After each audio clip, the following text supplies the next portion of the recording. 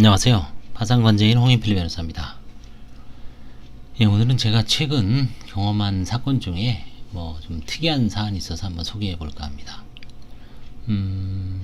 채무자가 국민연금을 일시불로 수령을 한 사안입니다.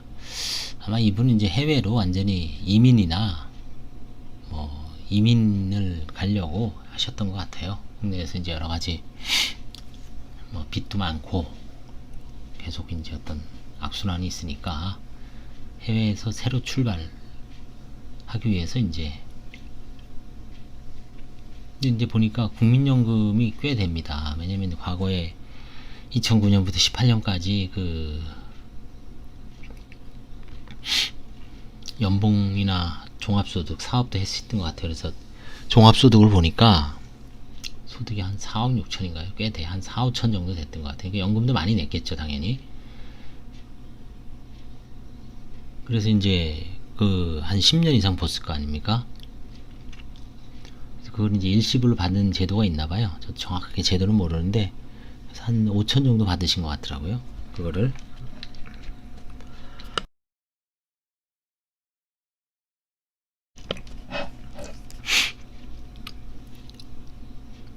5천, 4,950인가요? 한 5천 정도 받았는데 이것도 이제 계좌를 뒤지다가 2018년이니까 지금 꽤 되죠. 한 2년 전이죠. 1년치만 냈었으면은 사실 발견 못했죠. 따로 요구하기 전에는 이렇게 쭉 넘기다가 보니까 국민연금공단 관리공단인가요? 국민연금공단 이게 다 돈이 딱 들어온 겁니다. 그리고 이제 돈이 들어왔으니까 이제 쓰겠죠. 쓰는 내역을 조사를 해보니까 이제 동생한테도 많은 피해를 줬어요, 사실은. 그래서 편파변제. 이제 동생이 좀 토해내기를 지금 협의하고 있습니다. 많은 돈은 아니고요. 한 1,000만원 정도? 이게 금액이 이제 소액이면 넘어갈 수 있겠죠. 예를 들어서 한 면제재산, 우리가 생계비 1110만원인가요? 그거 1110만원 1110만원이면 185 곱하기 6, 616, 68에 48, 65, 32, 1110만원이죠. 그 정도면은 그 정도 미치면은 넘어갈 수 있죠. 사실 한 1000 정도 받아서 생계비라든가 아니면 소규모 카드 변제하고 주변 지인들한테 소액으로 1, 200씩 결제했다. 그러면 이제 부인 청구 굳이 안 하죠. 근데 이분이 이제 총 채무액이 보니까 1억 9천 정도 빼냐 안 돼요. 그래서 이제 이걸 그냥 눈에 띄었으니까 눈 감고 지그시 넘어가기에는 좀 그렇죠. 관제인도 나름대로 선관주 의무가 있고 그걸 채권자들이 이제 또 지적을 할 수가 있죠. 아직 지적한 사람은 없지만 이런 거는 사실 신청대리 입장에서는 이해가 됩니다. 절대 이야기하면 안 되죠. 신청할 때 관제인이 발견하지 않으면 그냥 넘어가는 겁니다. 약간 변론주의 비슷한 거죠. 굳이 내가 떠들고 내가 나한테 불리한 거를 떠들 필요가 없죠. 관제인이 알아서 발견을 하면 그때 얘기해도 되죠. 묵비권 있는 것도 있고 자기 부재 금지 죄는 아니지만 뭔가 이제 불리한 거는 굳이 얘기할 필요가 없죠.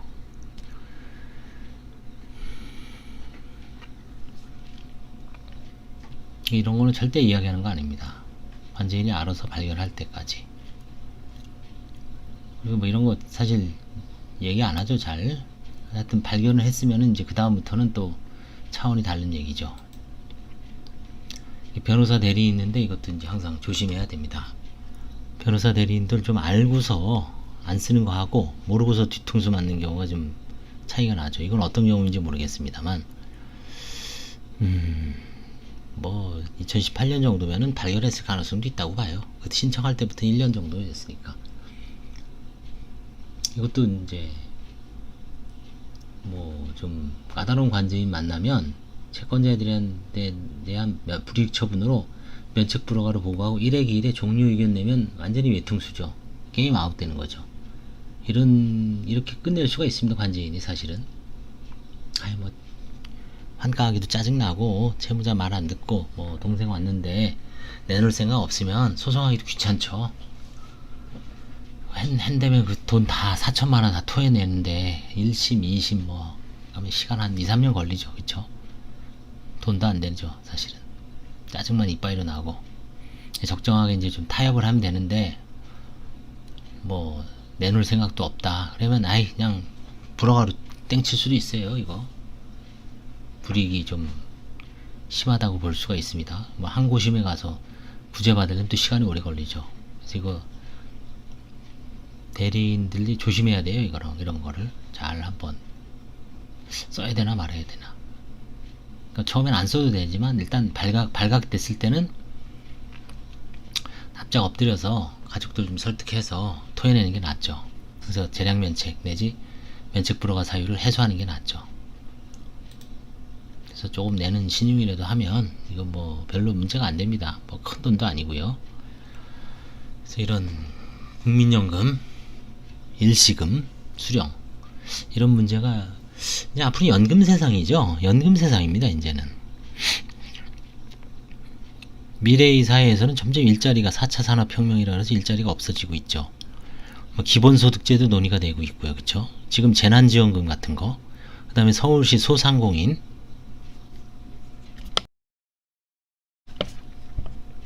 매출액 2억 이하인 상인에 대해서 뭐 70만원 곱하기 2, 140만원 준다는 게 또 떴어요. 이게 변호사도 해당될지 모르겠어요. 변호사가 상인은 아니라는 대법원 판례가 있지만 일단 변호사들도 사업자는 있고 서울시에 소재하는 사업자면 됩니다. 사는 건 경기도나 지방에 살아도 서울에 사무소를 두고 있어요. 사업자 등록을 내고 있어야 돼요. 뭐 고용돼 있으면 안 됩니다. 저도 지금 신청하려고 그러는데 매출액 2억이 안 돼야 됩니다. 2억 넘으면 또 안 돼요. 그래서 옆에 계신 또 김모 변호사님도 이제 신청은 됐다고 하시더라고요. 그 다음에 이제 일반인들 중에서 국민연금도 지금은 보니까 뭐 한 50만원에서 100만원 정도 받는 사람은 꽤 있습니다. 나이가 65세인가요? 60 넘어가야 받지만, 그 다음에 뭐 공무원연금, 선생님, 교원연금 이런 거 다 면제재산이죠. 압류가 안 되죠 일단은. 근데 이제 파산이나 회생을 해야 될 사안에 있어서는 어떻게 볼 것인가. 국민연금은 아직 뭐 100만원 넘는 분을 본 적이 별로 없어서 크게 문제는 안 되는데, 선생님 같은 경우는 문제가 되죠. 선생님이나 공무원들은 연금을 200에서 300 정도 받는 분들이 있어요. 230, 250 이런 분들이 파산으로 들어왔을 때 어떻게 할 것인가. 법원은 저도 과거에 실제 그 케이스를 한번 경험해 본 적이 있습니다. 그런 사안에서 야 이게 판사들마다 진짜 차이가 나는구나. 이 판사님은 너 왜 파산 들어왔냐, 개인 회생해. 근데 이제 야 그거 이제 취하려고 그랬을 때 아니야 이거 판사님 바뀌면 또 다른 시각이 있을 수 있어. 좀 버텨보자. 아니야 나는 판사님 딱 바뀌니까 이 판사님은 뭐 그렇게 취하까지 하느냐 이런 시각이라서 그냥 조금 화해해서 파산재단에 파산관제인한테 좀 화해를 유도해서 한 뭐 얼마 내고 면책을 받았던 기억이 있어요.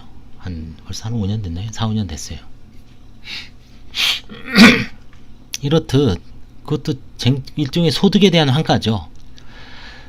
소득에 대한 환가를 원칙적으로는 불가능하다고 보는 설이 있고, 아니다 가능하다는 파산에서요 허용하는 분들도 있습니다. 그게 이제 뭐냐면 소득을 허위로 속인 분들, 과거 한 3년 정도에 누가 보더라도 한 200에서 300 정도 받아왔는데 부양가족도 별로 없어요.